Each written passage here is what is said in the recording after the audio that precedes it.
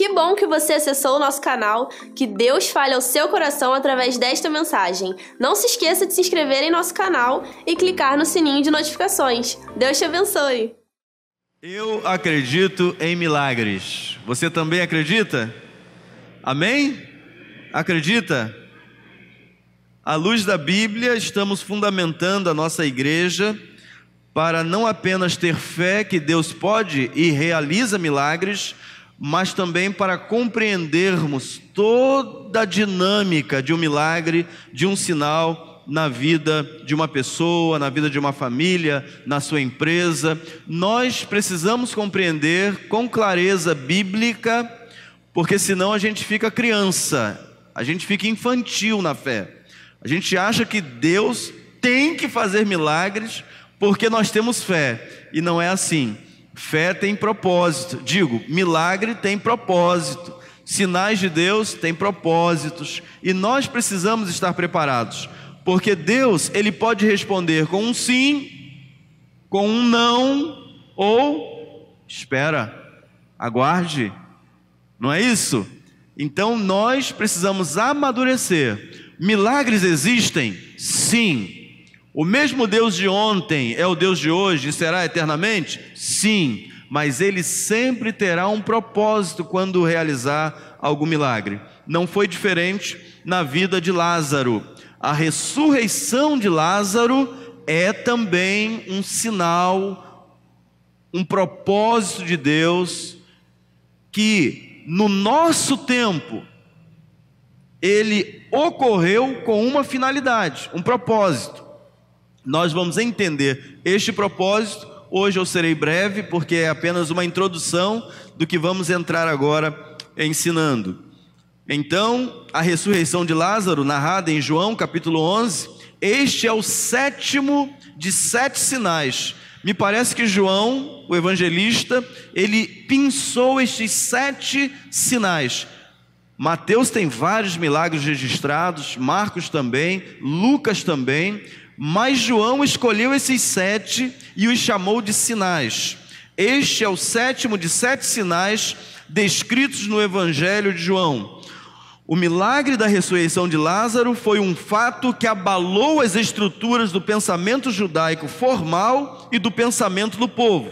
Então nós temos 7 sinais descritos no Evangelho de João. As bodas de Caná da Galileia, João 2, cura do filho de um funcionário romano, capítulo 4, versos 43 e 54, cura do paralítico, capítulo 5, 1 a 47, multiplicação dos pães, 6, 1 a 15, caminhar sobre as águas, 6, 16 a 70, cura do cego de nascença, que aprendemos nas 3 últimas quintas-feiras, a cura do cego de nascença, em capítulo 9, 1 a 41, e hoje vamos dar a introdução à ressurreição de Lázaro. Já havia por parte das autoridades uma rejeição violenta ao ministério de Jesus. A rejeição tinha motivações políticas, religiosas e de poder. Os líderes religiosos tinham contato e autoridade dadas pelos romanos para manipular o povo. Eles seguravam o povo. Eles manipulavam o povo. Eles não estavam mais a serviço de Deus, mas a serviço de Roma, a serviço do poder. Os líderes do povo eram reconhecidamente pelo povo enviados e representantes de Deus. Então, sumo sacerdote, sacerdotes, e já nos dias de Jesus, fariseus, escribas, doutores da lei, toda essa equipe aí de religiosos, eles detinham o poder de fato religioso e eram tidos por todos eles, como nos dias de Moisés, pessoas que tinham acesso direto a Deus, pessoas que expiavam com sacrifícios o pecado do povo, gente que ouvia tudo da parte de Deus e passava para o povo. Então o povo acreditava em tudo que eles estavam desenvolvendo, e isso dava a eles boa posição diante do povo e diante também do governo. Qualquer pessoa que apresentasse um novo estilo de vida, falando em nome de Deus, ameaçava-lhes o poder. razão pela qual Jesus foi tremendamente perseguido exatamente por aqueles que, da parte de Deus, recebiam os oráculos e passavam ao povo. Parece aqueles que deveriam dizer: olha, sigam este homem aí, porque ele é de fato o Filho de Deus. Se aqueles homens estivessem a serviço do reino dos céus, se aqueles homens tivessem entendido o propósito de eles chegarem até ali, porque quando Jesus chegou, tudo aquilo que eles estavam fazendo estava por acabar, porque finalmente o herdeiro chegou. Agora todos nós somos sacerdotes, agora todos nós temos a oportunidade de falar com Deus, agora todos nós temos acesso ao Espírito Santo, todos nós seremos ungidos. Então eles disseram assim: nossa função agora vai acabar, nós não teremos mais o que sempre tivemos, agora o povo vai ter também acesso, ele vai poder fazer, ele vai poder realizar, isso não é bom para nós. Então eles perseguiram. Notem o que já ensinamos nas últimas quintas-feiras, mas eu trago esse verso, João 9:22. Seus pais disseram isto, os pais do cego, porque temiam os judeus, porquanto já os judeus tinham resolvido que se alguém confessasse ser ele o Cristo, referindo-se a Jesus, fosse expulso da sinagoga. Então já havia uma perseguição muito forte àquele jovem de ideias revolucionárias, daquele jovem com um discurso do céu, daquele jovem que estava dizendo que Deus não queria mais aquele pano de fundo. Agora é um novo momento, uma nova história. Finalmente o Messias chegou e aqueles homens não o reconheceram. A tensão aumenta agora com a ressurreição de Lázaro. Se curar um cego de nascença foi determinante para que este instrumento da manifestação das obras de Deus fosse expulso da sinagoga, rejeitado pelos líderes religiosos, abandonado pelos pais e ignorado pelo povo, o que vamos fazer agora com este jovem, se não o matar? Nós temos que matar. Vocês conseguem imaginar? Conseguem imaginar? Líderes religiosos matando aquele que veio da parte do Senhor, com sentimento de morte. Temos que matar, temos que eliminar esse sujeito daí. João 12:9-11. E muita gente dos judeus soube que ele estava ali, referindo-se a Jesus, e foram não só por causa de Jesus, mas também para ver a Lázaro, a quem ressuscitara dentre os mortos. E os principais dos sacerdotes tomaram, vamos juntos? Tomaram deliberação para matar também a Lázaro, porque muitos dos judeus, por causa dele, iam e criam em Jesus. Não é um negócio fora da curva? Como pode? O cego era de nascença, agora estava imperfeito, ali perfeitinho, foi expulso da sinagoga. Agora um homem é morto, ou está morto, 4 dias de morto, é ressuscitado, e ao invés dos líderes religiosos, daqueles que dirigiam o povo, glorificar a Deus e dizer: olha, esse aí é o Cristo. Não, vamos matar esse Jesus e vamos matar também a Lázaro, porque ele não podia ter ressuscitado. Vamos silenciar esse milagre. Silenciou? Vai silenciar você? Não. Nós cremos nos milagres de Jesus. E este milagre tinha um significado, um sentido, e nós vamos descobrir daqui a pouco. Quando a gente imagina que já viu de tudo, os líderes religiosos e da sinagoga se superam da primeira ordem, pois já haviam dito: quem declarar que ele é o Messias será expulso das nossas reuniões. E o ex-cego foi, mas Jesus o recebeu. Jesus o acolheu. Não satisfeitos agora, querem tirar a vida de Jesus por causa de mais um milagre notório, porém com muito mais peso que o anterior, a ressurreição do seu amigo Lázaro. Porém, o grande problema era que agora não bastava expulsar um judeu da sinagoga, mas aquele milagre acabou gerando outro decreto religioso: matar a Jesus, e tinham que matar a Lázaro também, porque por causa dele e da sua ressurreição, muitos estavam crendo em Jesus como sendo o Filho de Deus, o Messias, aquele que haveria de vir, o Cristo. E nós precisamos adorar o Cristo ressurreto. E nós precisamos servir a Ele com alegria, servindo-nos uns aos outros com igual amor, com igual longanimidade, bondade, mansidão, domínio próprio e todas as propriedades do fruto do Espírito. Nós precisamos visualizar isso uns nos outros. Você visualiza Jesus em mim, eu visualizo você em você, Jesus, e nós já sabemos que o que está à nossa frente é um caminho estreito, apertado, poucos são os que entram por ele, não é isso? Temos que nos negar, temos que dizer não para muita coisa, se quisermos de fato desfrutarmos do máximo deste reino maravilhoso que é o reino de Jesus. Mas aqueles homens não entenderam, mas nós hoje temos capacidade para entender, porque o Espírito Santo de Deus está sobre a nossa vida. Nós cremos em milagres, mas sabemos que Deus tem um propósito específico para todos os milagres que realiza. Nem sempre o milagre é bem visto por todos, porque nem todos estão com o coração receptivo às maravilhas de Deus. Nem todos.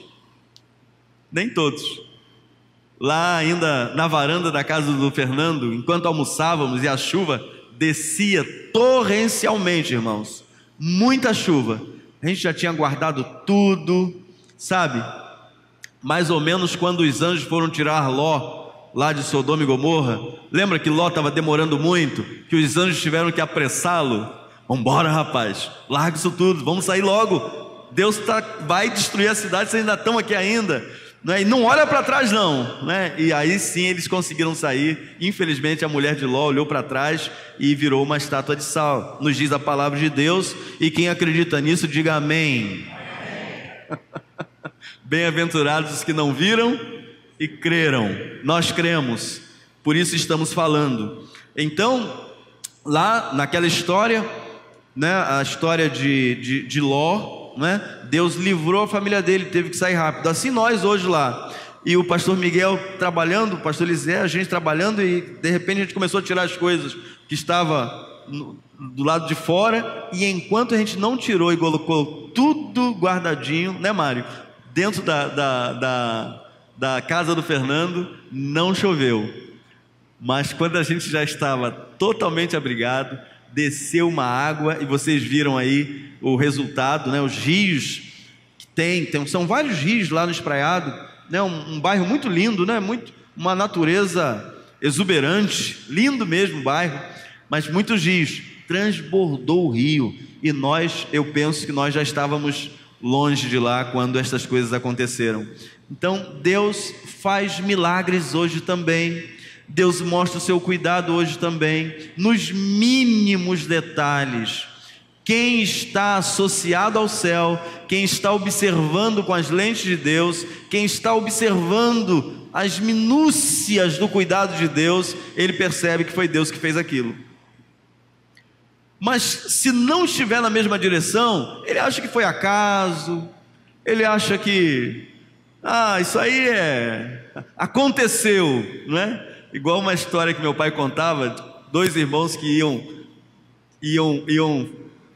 estavam para ser escolhidos para uma determinada função na igreja, e empatou lá.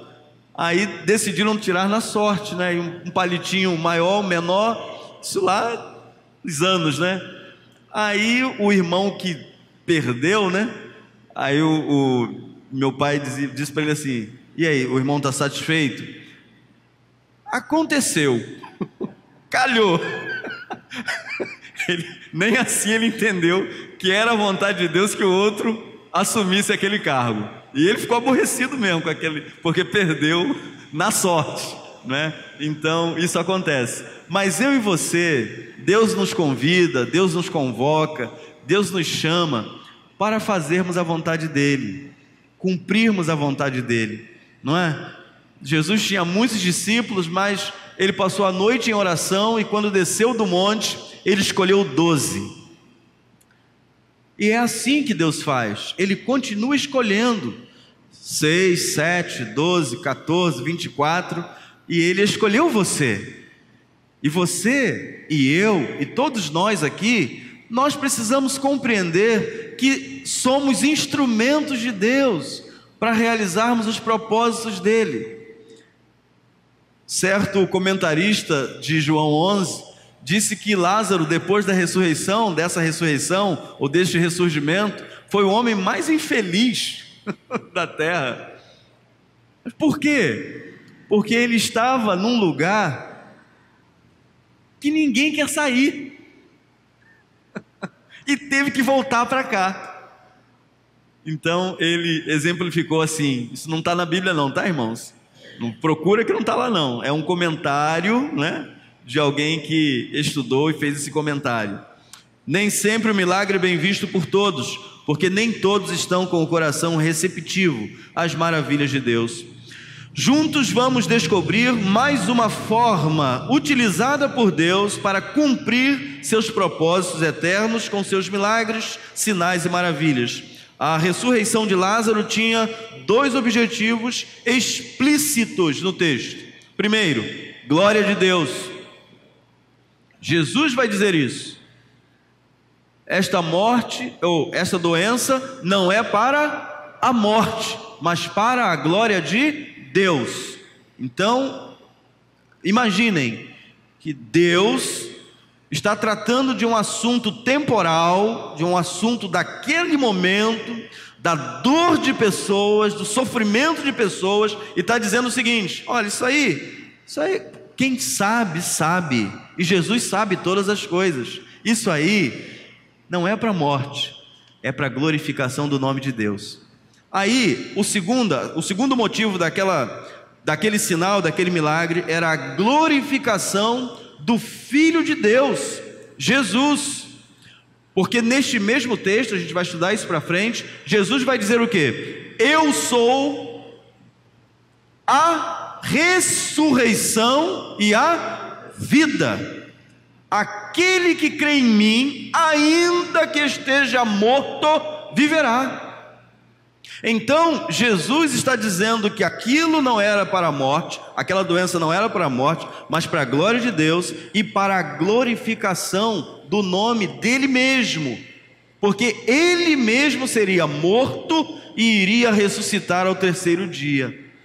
Por isso que aquele problema que envolvia o coração de Marta, o coração de Maria, era legítimo, era real, era verdadeiro, mas desde o nascimento de todos 3, Deus já tinha determinado na eternidade que tudo aquilo ia acontecer naquele dia e hora. Então o que eu e você passamos hoje, ou temos a preocupação para amanhã, confiemos nele. Não se desespere.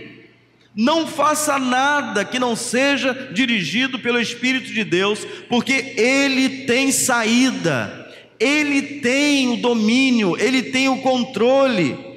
Há coisas que acontecem no nosso tempo, que nós não temos ideia de para onde Deus vai reverberar aquilo, para onde Deus vai jogar aquilo.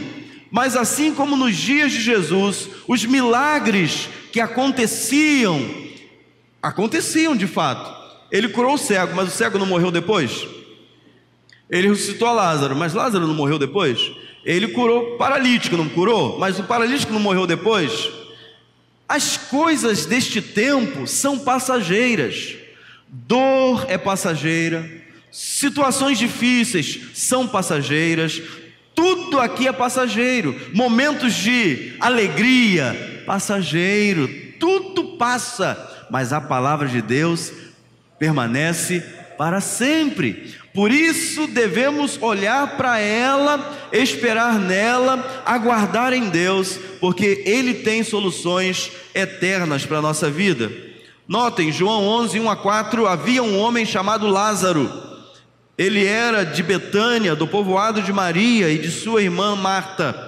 E aconteceu que Lázaro ficou doente. Maria, sua irmã, era a mesma que derramara perfume sobre o Senhor e lhe enxugara os pés com os cabelos. Então as irmãs de Lázaro mandaram dizer a Jesus: Senhor, aquele a quem amas está doente. Ao ouvir isso, Jesus disse: essa doença, vamos juntos? Essa doença não acabará em morte, é para a glória de Deus, para que o Filho de Deus seja glorificado por meio dela.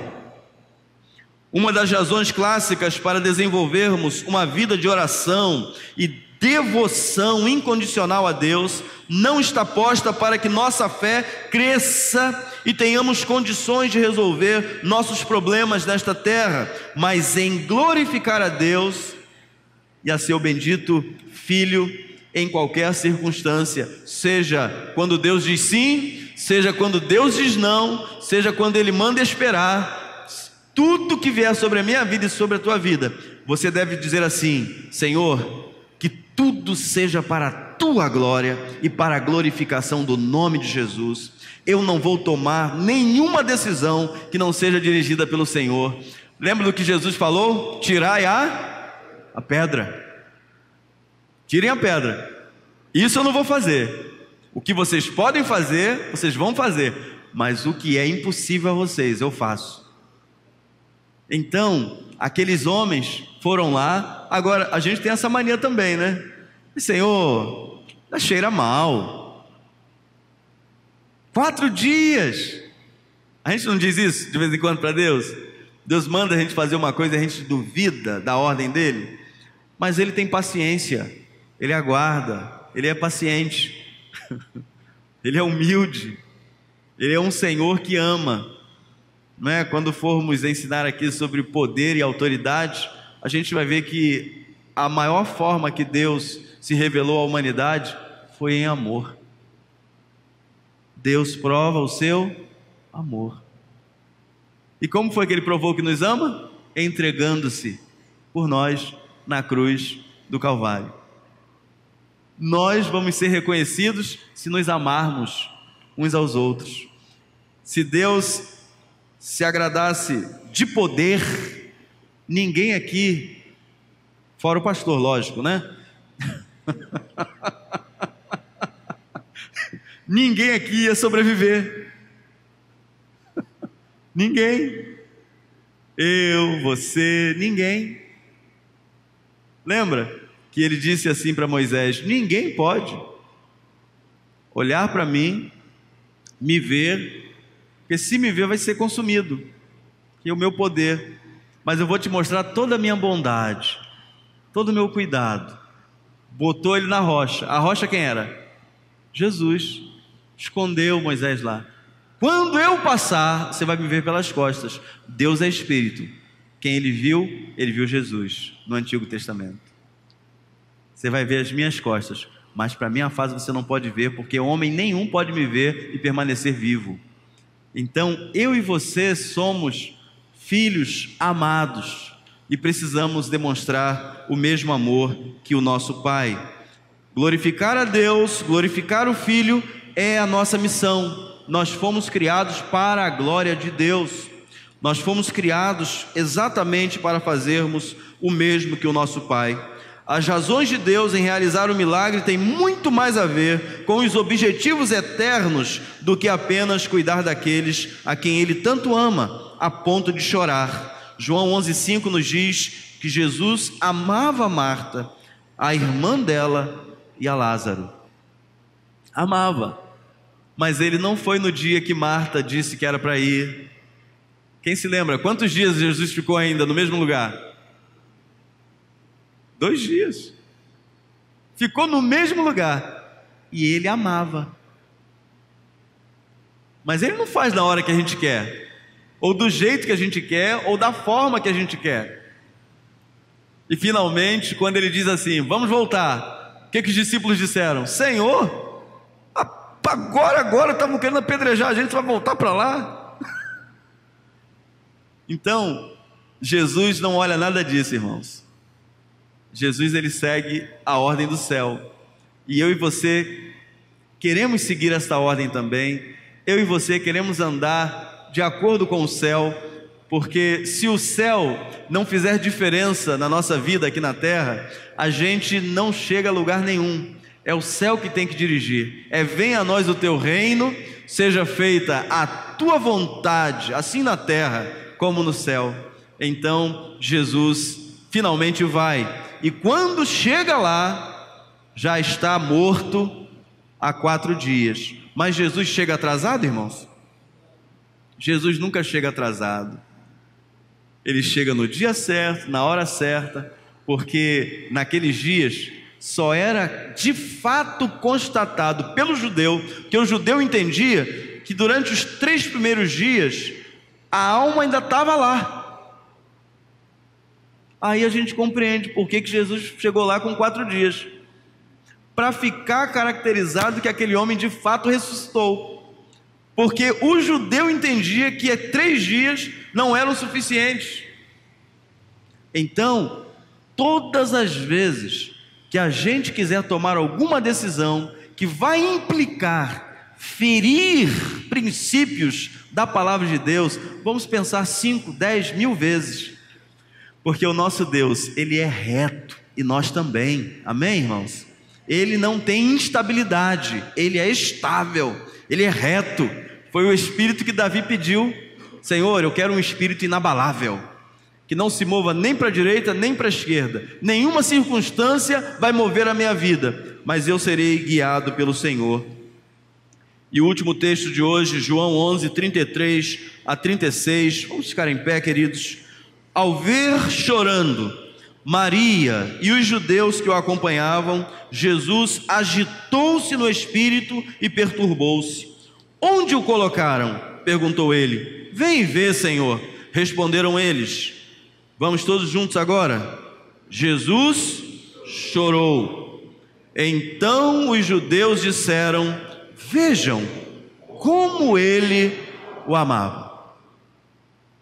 Jesus tinha a capacidade de enxergar o propósito final do milagre, glória de Deus, glorificação do seu próprio nome, mas também se envolve em amor com aqueles que enxergam apenas o aqui e o agora. Conquanto soubesse do propósito de Deus, ele também se compadece de nós, porque assim como nós, passou por tudo isso que a gente passa, com uma diferença: ele não pecou. Mas temos um sumo sacerdote que pode se compadecer de nós. Ele sabe quando você está triste, ele sabe quando você está aborrecido, ele sabe quando você está preocupado, e ele vem e te consola, te conforta, te ajuda, e é assim que vamos encarar a nossa fé, e vamos crescer, e vamos viver para a glória de Deus. Ele sabe o propósito eterno de um milagre, mas ele também vem e nos socorre no presente, porque ele nos ama e ama incondicionalmente. Quando diz não, quando nos faz esperar um pouquinho mais, quando permite uma dor e um sofrimento, ele não deixou de nos amar. Ele nos ama sempre. E é assim também que devemos viver uns para com os outros, em nome de Jesus.